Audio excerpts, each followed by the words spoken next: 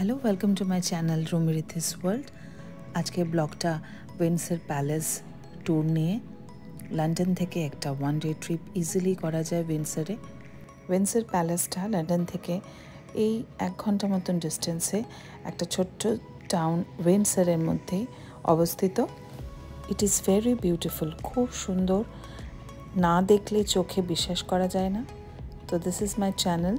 আজকে উইন্ডসরের এই ট্রাভেল ব্লগটা শেয়ার করছি আপনাদের সঙ্গে, আশা করি ভালো লাগবে। লন্ডন থেকে আমরা পুরো একটা দিনের ট্রিপ হিসেবে উইন্ডসরে গিয়েছিলাম। সকালবেলায় উঠে চটপট সিরিয়ালস খেয়ে নিয়েছিলাম। আমরা যে অ্যাপার্টমেন্টে ছিলাম কোনো ব্রেকফাস্ট নিইনি, তাড়াতাড়ি হবে বলে, নাহলে খুব ডিলে হয়ে যায় ব্রেকফাস্ট নিলে। সকাল 6:30টায় উঠে 8:30টার মধ্যে সব রেডি হয়ে 4 জন মিলে বেরিয়ে পড়েছিলাম উইন্ডসরের উদ্দেশ্যে। একদম লন্ডন আয়ের পাশ দিয়ে, রিভার থেমসের পাশ দিয়ে আমরা সেন্ট্রাল লন্ডন দিয়ে এই ট্রাফালগার স্কোয়ার এখন ক্রস করছি। তারপরে হ্যারোডস দিয়ে উইন্ডসরে পৌঁছাবো। Windsor is very close two Heathrow airport. Heathrow এয়ারপোর্টে অনেকটাই কাছে, বলতে গেলে 20-30 মিনিট ডিস্টেন্স। আর অনেকে যদি ইচ্ছা হয় উইন্ডসরেও থাকতে পারে। থাকার জন্য খুব আইডিয়াল, নিরিবিলি শান্ত পরিবেশের একটা জায়গা। আমার খুব ভালো লেগেছে। ইংলিশ কান্ট্রি সাইডের একটা এফেক্ট আছে, আবার চট করে লন্ডনেও আসা যায় শহরের রূপ বা সৌন্দর্য দেখতে। এখন আমরা লন্ডনের ন্যাচারাল হিস্ট্রি মিউজিয়াম দিয়ে পাস করছি। এটাও খুব সুন্দর, এটা ফ্রি অফ কস্ট এন্ট্রি। এই যে আমরা উইন্ডসর ঢুকে গেছি। এই যে কাসেলটা, এটা কুইন এলিজাবেথ, লেট কুইন এলিজাবেথের ওয়ান অফ দ্য ফেভারিট কাসেল। প্রথমটা বালমোরাল স্কটল্যান্ডের, তারপরে এটি বিশ্বের সবচেয়ে পুরনো, নাকি ওভার 900 বলছে, এখন নাকি 1000 বছর হয়ে গেছে বসবাসপূর্ণ কাসেল। ইনহ্যাবিটেড কাসেল যেটাকে বলছে, মানে থাকায় যারা রয়্যালসরা প্রচুর, তাই জন্যে হিস্ট্রিতে মোড়া বলতে গেলে। আর কাসেলটা যখন সামনের থেকে দেখলাম, সত্যি করে গাটা কাঁটা দিয়ে উঠেছিল। আগ্রা দুর্গ দেখেছি, কিন্তু এই ইংলিশ কান্ট্রি সাইডে এসে এই হিস্ট্রিটা আমি আগে উপভোগ করিনি। এই যে দূরে কাসেল দেখা যাচ্ছে, এবং তার দুর্গটিও অসামান্য সুন্দর। কাছ থেকে তার স্টোন, তার ফিনিশিং, সত্যি করে বলতে গেলে রাজকীয়, ম্যাগনিফিসেন্ট ইংলিশে বললে, গগনচুম্বী অবশ্যই। আর পাশে হিথ্রো হওয়াতে প্রচুর ফ্লাইটস যাচ্ছে ওই কাসেলের সাইড দিয়ে বা উপর দিয়ে। এটা কাসেলের আউটসাইডটা, এক্সটেরিয়ারটা। এবার কাসেলের মধ্যে আমরা ঢুকবো। কাসেলের ঢোকার আগে এরকম 3 মাথার একটা মোড় আছে, সেখানে এরকম একটা ক্রাউনের সিম্বলিক চার্ম দেওয়া আছে।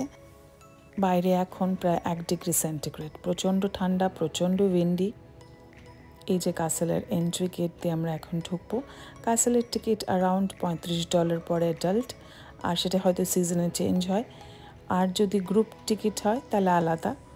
লন্ডনে আদার অ্যাট্রাকটিভস। আর বলে রাখি, প্রচণ্ড স্ক্রুটিনি করে চেকিং হয় এখানে, প্রচণ্ডভাবে, যেমন এয়ারপোর্টে চেকিং হয় সেরকম।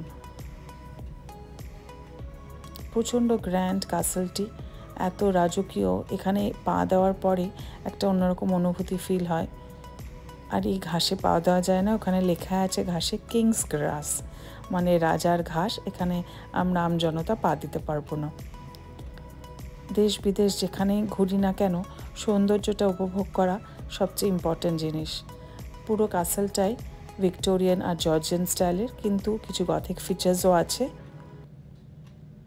ইউরোপিয়ান দেশে ঘুরলে কিছু এরকম জর্জিয়ান ভিক্টোরিয়ান স্টাইল দেখা যায়, কিছু ফ্রান্স, কিছু জার্মান আর্কিটেকচারে, কিন্তু গথিক স্টাইলটা মিডল ইস্টে বেশি দেখা যায়।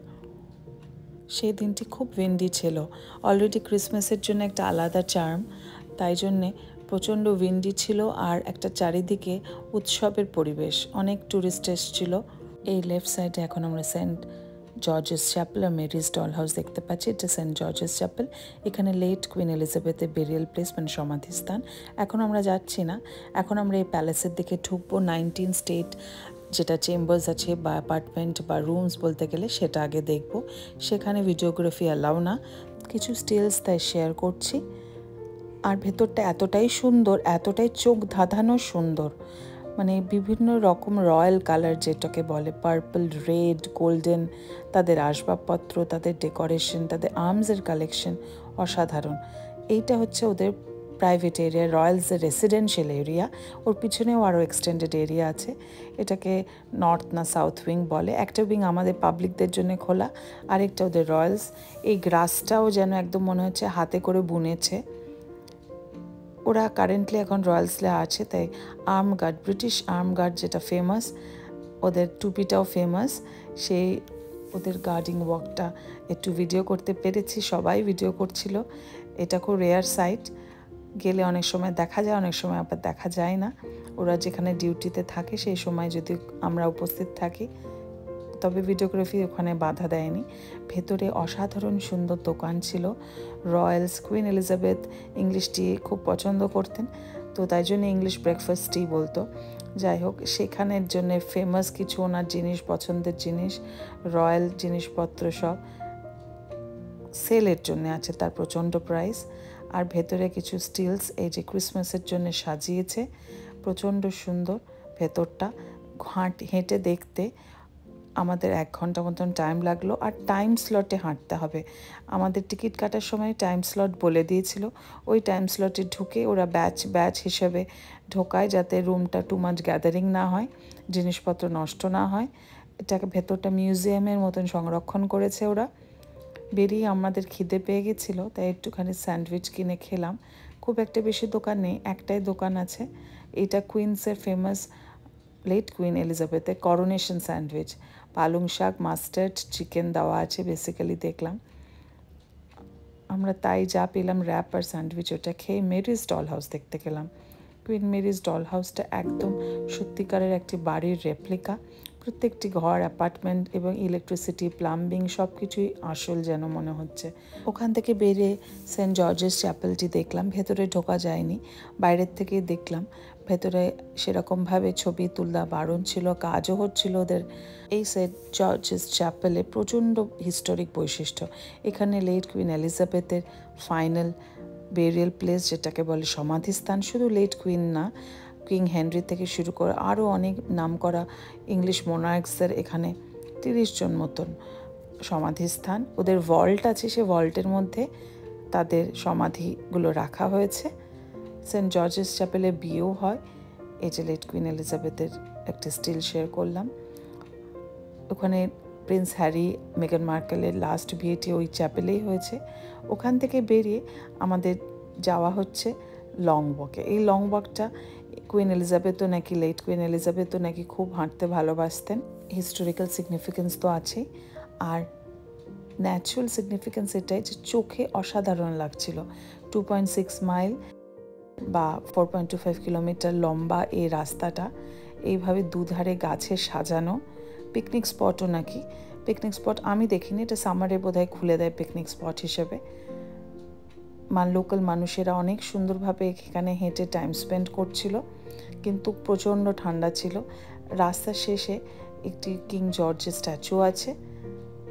উইন্ডসরের একটি খুব গুরুত্বপূর্ণ জায়গা, এখান থেকে কাসেলের বিউটিটা খুবই সুন্দর। সব শেষে এবার ফেরার পালা। অসাধারণ অভিজ্ঞতা হলো, মাথায় পুরো ঘুরছিল হিস্ট্রি আর তার সাথে গ্র্যান্ড বিউটি তার। ইটন নদীর ধারে এটি অবস্থিত উইন্ডসর জায়গাটি, খুব সুন্দর, এখানে বোটিংও হয়। যাই হোক, আজকের ব্লগটি এখানেই শেষ করলাম। ভালো লাগলে আমার ব্লগটি লাইক, শেয়ার অ্যান্ড সাবস্ক্রাইব করবেন। উইন্ডসরের ব্লগটি কেমন লাগলো জানাবেন।